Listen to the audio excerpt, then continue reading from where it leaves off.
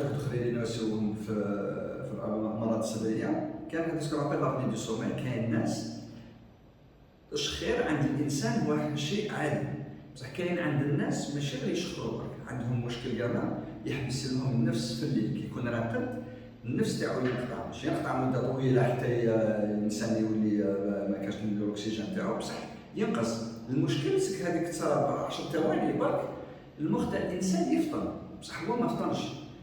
دونك هذا المشكل هذاك فاش نقدروا نعرفوا كي نطرحوا اسئله على الناس. هي عندي تصرا اكثر الناس اللي يكونوا زايدين في الميزان، يكونوا سمان، وكاين اللي عندهم امراض تاع القلب، وكاين اللي عندهم مرض السكري. هادوما كيكونوا عندهم خاصه يكون عندهم السكر تاعهم ما يحبش يتريقلا مليح بالدواء، اللي عندهم مشكل تاع لاطوسا ما يتريقلاش مليح بالدواء، هادو نحوسوا اسكو عندهم مشكل تاع هذا اللي يحبس لهم النفس راه لابني دو سومي ولا لا. كنا عندهم لابني دو سومي، المشكل تاع لابني دو سومي الامراض هادو يوليو اسهل باش يتيكيليبرا، باش لاطوسا تولي نورمال والسكر يولي نورمال. هذا كيفاش نمسيوها؟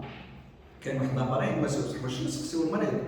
الحاجه الاولى كاين ناس تقول له كي يرقد في الليل ومن بعد ينوض الصباح يرقد الليل تاعو كامل، بصح ينوض الصباح ينوض شغل كي ما بقاش في الليل، شغل الليل تاعو كامل ما كان والو، يكون عيان. لما يكون في تيليغيسو في لوطوروت تكون تيقبل بزاف يمشي يبدا يجيه النعاس، ولا يكون هو قاعد مع واحد يسود يبدا يجيه غير يبدا يمشي شويه يبدا يجيه النعاس، يقعد في الصاله فارغه هكذا كاع ما يكونش مشغول يجيه النعاس بزاف يقدر يرقد اي وقت.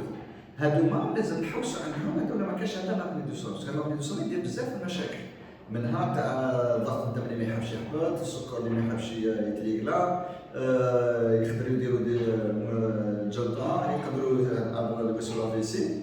دونك هادوما نحوسوهم. كاين واحد لاباري بلاصيوه للمريض يرقد به في الليل ونشوفوا واش يصرا في الليل، اسكو صح يحبس النفس، اسكو كاين الاكسجين تاعو ينقص كي يكون راقد.